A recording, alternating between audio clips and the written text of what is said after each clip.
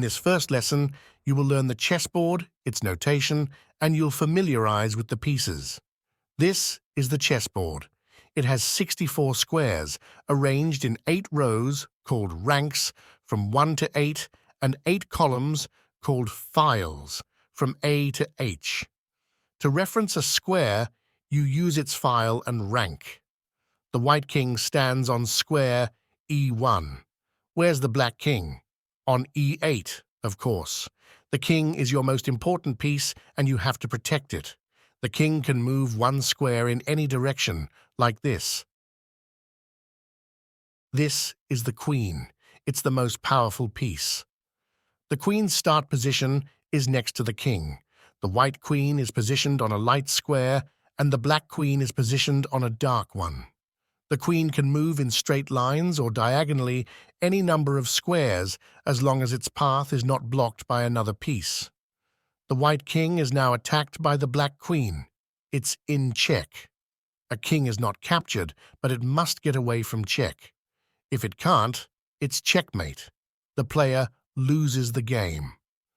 This is not a smart move because the black queen captures the white one and the king is still in check. The next piece in order of importance is the rook. Each player has 2 rooks positioned at the edges. The rook can move in straight lines. 2 linked rooks are very powerful because they protect each other.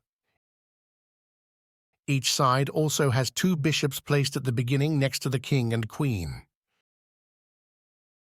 Bishops can move diagonally. Note that each side has a bishop on a light square and one on a dark square.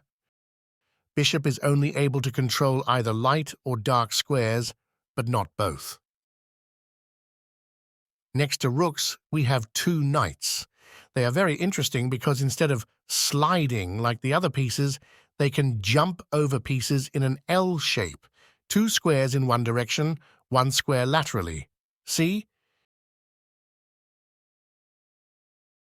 Here are the squares a knight can control.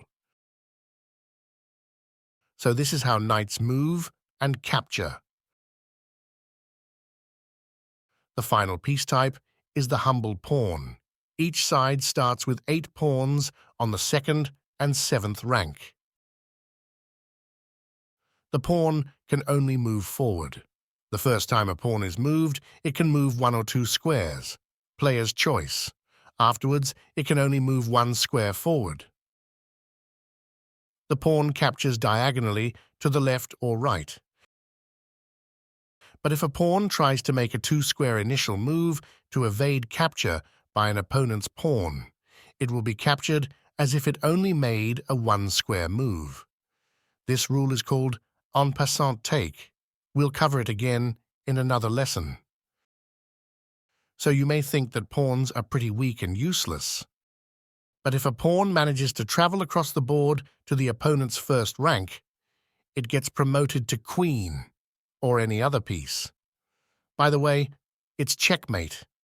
The black king is in check and has nowhere to move and no piece to put between it and the white queen. This concludes our first lesson, where you've learned about the chess pieces and their movement.